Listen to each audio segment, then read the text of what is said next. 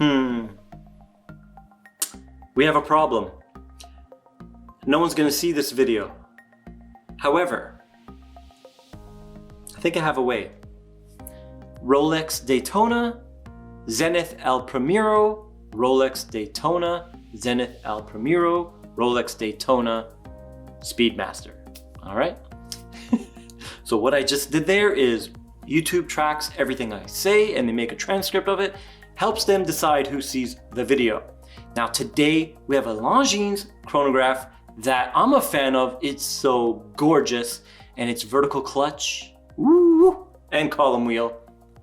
This is a chronograph you want and no one's gonna see it. That's unfortunate. So hopefully those keywords at the beginning maybe help some people see this stunning watch. All right, and of course, yes, it's a chronograph, so it is a homage to the Rolex Daytona. Let's check it out.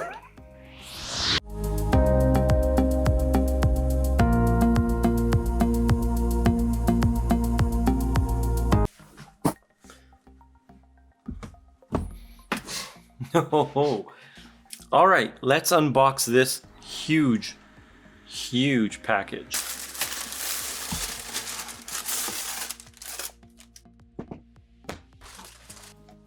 All right, here's the box. Beautiful wooden leather grain. Pop this up and we'll see the watch. There she is. As you can see, Longines Aviation Big Eye. All right. Oh, it wasn't even strapped. Nice. There we go. Awesome. Now I'm gonna move this out of the way and we'll get into the review. All right, quick thanks to Kavar Jewelers for lending this into the channel. And if you wanna buy this watch, email me in the description below and I'll give you a discount code. Introducing the Longines Aviation Big Eye. Look at this beautiful chronograph. Everyone going crazy about the Daytona and the El Primero, missing what's already in front of them. This is a stunning watch. Now let's check out that case shape. Here we have a completely brushed case, except there is a little bevel on the top that's high polished. It is sitting on the ledge of the mid case, almost like a stepped case, and those lugs are iconic as they are typical Longines.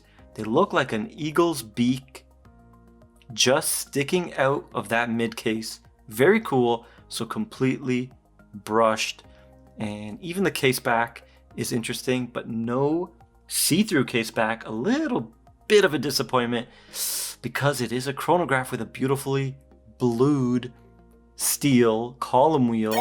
So something we would love to see, but this is an aviation pilot's watch and it does have military vibes. Amazing look. So I do forgive them, but then again, I want to see it. So I forgive them, but I want to see it. I forgive them, but I want to see it. So I am undecided. So it's a beautiful classic case shape with these huge pushers, nice oversized crown. It is lovely. I am curious. That is the measurement that I forgot to take.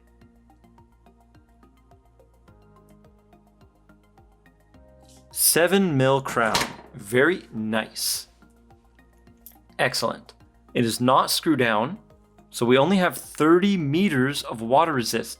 So a little bit of a ding right there, but typical for chronographs. And this is not going to see water. This is for the air. All right, guys. Now let's check out that movement. This one has the L688 chronograph movement, 27 joules, automatic, hacking, which is a big deal apparently because the Speedy just got hacking. Now we have 54 hours of power reserve, and this one has 28.8 VPH based on the Valju 7753.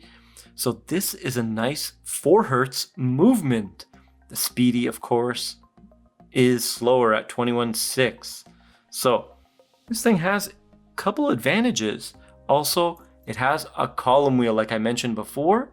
So you're gonna get beautiful, crisp, clean actuation, tactile feel of start and stop and reset. Beautiful flyback. Now, column wheels don't affect accuracy versus the cam pushers, which we commonly see. The column wheel was difficult to manufacture back in the olden days, so they went to the cams. It was basically for manufacturing purposes. You could stamp the steel and it was cheaper. All right, that was the real reason. So there's no advantage or disadvantage except for feel a little bit more clean and crisp. Now, this thing does have another advantage, the vertical clutch. It gives greater precision. So when we activate the chronograph, it's kind of like a car's clutch. It releases and then it activates the chronograph. A horizontal one, so one spinning, and they meet. And the teeth will grind and hit and deteriorate over time. So it is a simpler solution. The vertical clutch is more complex. The horizontal one definitely looks nicer, but since we don't have a display case back, I'd rather have the added functionality of the vertical clutch. And the most important aspect of the vertical clutch is when you start and stop that seconds hand, there's no stutter because the teeth, maybe they don't meet exactly. Maybe there's a little bit of a slip. So you lose a micro millisecond when it starts up. And I know that might not sound like much, but it matters. Chronograph is for measuring time. So vertical clutch definitely has some nice advantages. And not every chronograph movement has that. And not every chronograph movement has the column wheel. And not every chronograph movement is this beat rate. So this is an amazing movement. I'm impressed. It's fully integrated. All right.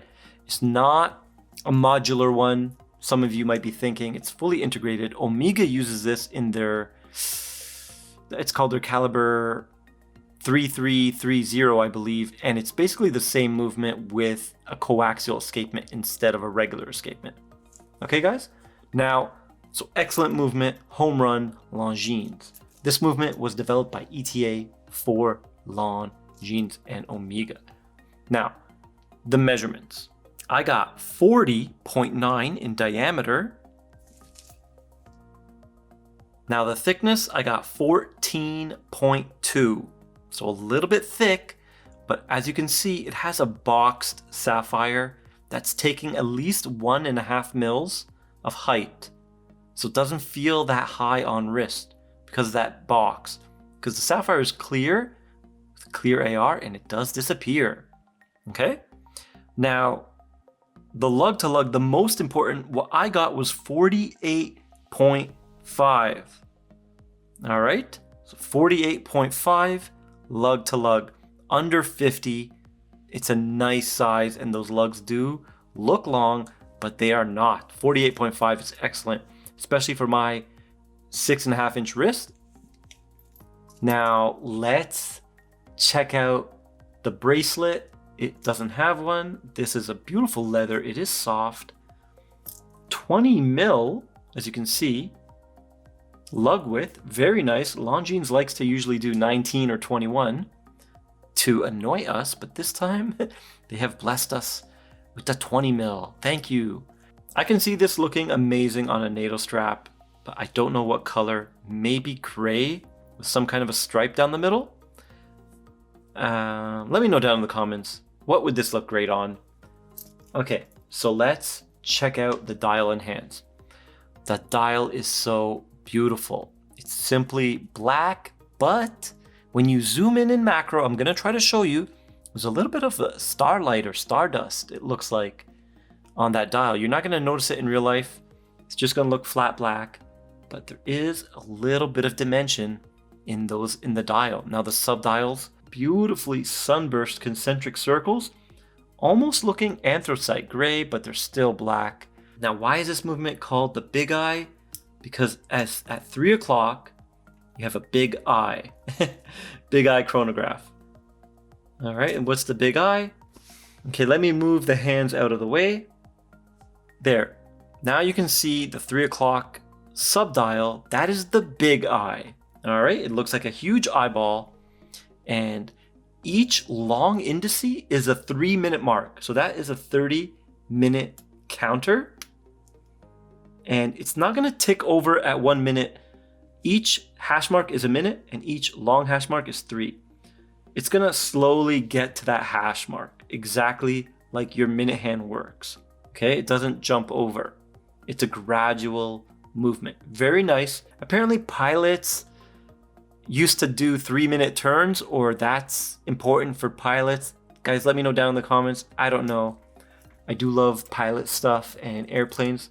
I'm always looking at airplane stuff on YouTube. So let me know, is a 3-minute turn the industry standard? So those big dashes are helping the pilot know how long they have to turn. Okay, so that's the most important register. At the bottom, we have a 12-hour register. And then at 9 o'clock, it is just your running seconds. And you can see that beautiful smooth sweep at 28.8 VPH. And that is a pencil style. And the other two subdials at 3 and 6 are beautiful arrow tips. Very nice. Leaf tip at the back of the second hand. And batons for the hour and minute hand with a nice tip at the end. All right, so clean dial, just says Longines automatic and Swiss made at the very bottom in the tiniest of font. So well done, and they did not put a date, which is amazing. I don't know why, but when a chronograph has a date, it just cheapens the watch for me. I have no idea why. It doesn't make any sense. I don't get it. It just looks cheap somehow when a chronograph has a date. It's just, I can't figure it out. That's just what my eyes see. I'm sorry, Zenith Primero. But if you didn't have a date, you would be epic. Now, let's check out the price. This one, you're not gonna believe it. $26.50 USD. That is amazing. Now, I'm personally into the Speedmaster, and I'm saving up for the new Moonwatch with the coaxial.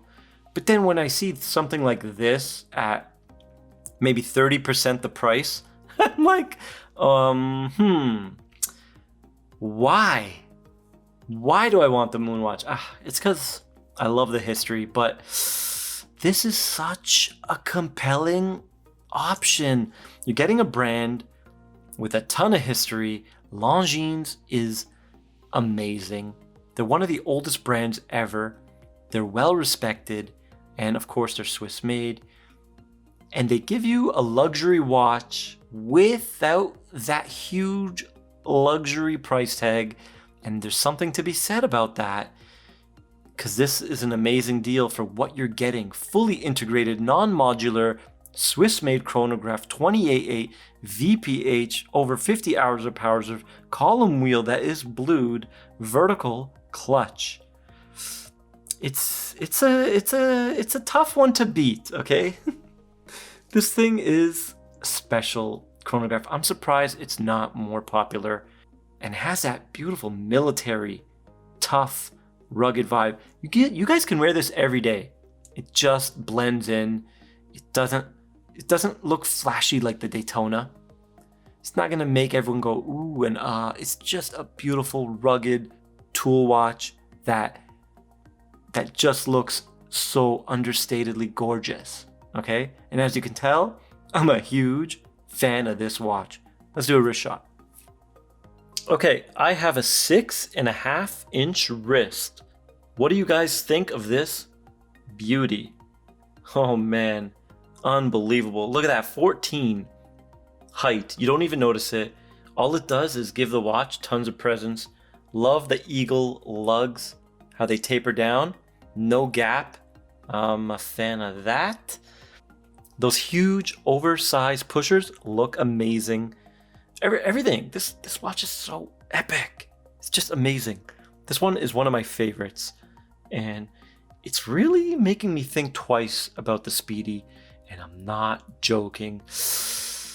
It has what I love the most about the Speedy, that understated look, that casual, matte, everyday look. And man, it looks great. Oh man, this is such a good watch. What do you guys think about the asymmetrical Big Eye on the right? Does that bug you? Do you want the perfect symmetry in your chronos? Or is it okay to have that cool Big Eye? Let me know. Man, that wears great. And it is ultra comfortable. Let's check out the weight. All right, the tag fell out. Kavar is gonna kill me. Look how it sits, that's weird. All right, 99 grams. Interesting, we just went under 100.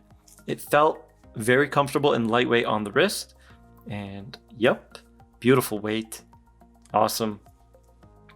Let's check it out on the time grapher. Now, so far, all the Longines on the channel have done amazing. I wonder how this one's gonna do. Should we shut the chronograph off for the time grapher? I have no idea if that affects it. Let's just keep it off. Actually, you know, when I think about it, it shouldn't affect it. It doesn't really make sense. So let's put it back on.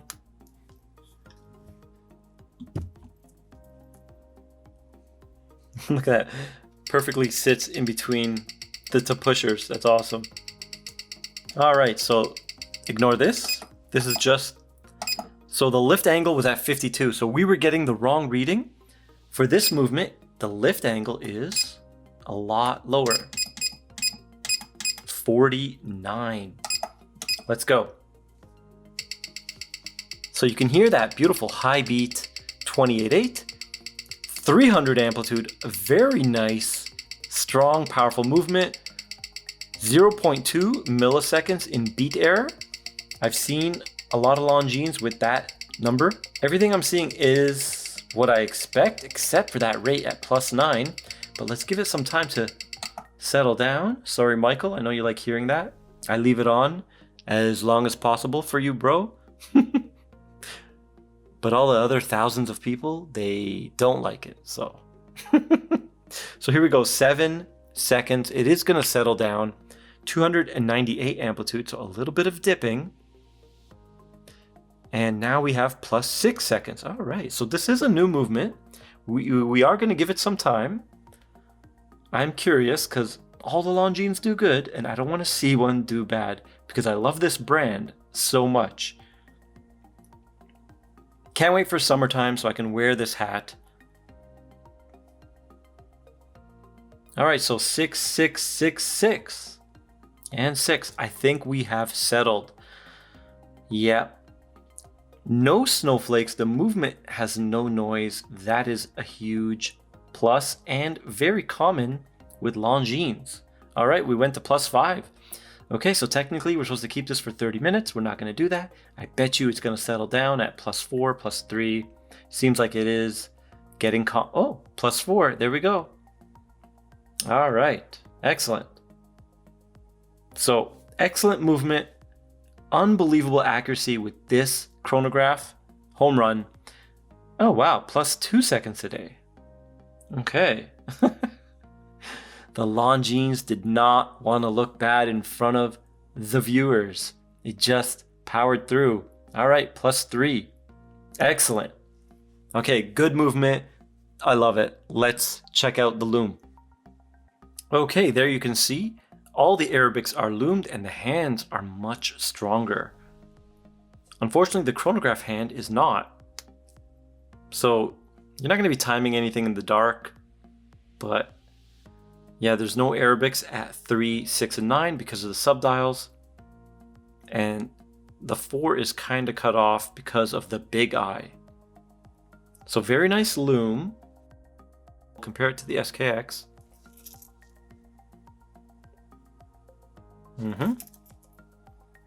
All right, not bad. Let's check it out under some half lighting. This thing is such a beautiful watch. You know, I already said basically everything I wanted to say when I talked about the price. That was kind of my closing thoughts. So I just want to show you guys how it looks with the half lighting. It's just a beautiful piece. It's a phenomenal look. I like this matte look. I'm a big fan of this military vibe that this watch exudes. It's from 1930. Apparently, the story was a guy showed it to Longines. They didn't know they had it in their catalog and they reproduced it.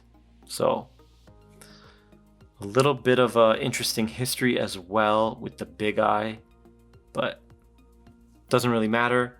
All that matters is we have it back and we're happy because it's a beauty. Damn. Excellent. This watch is a home run.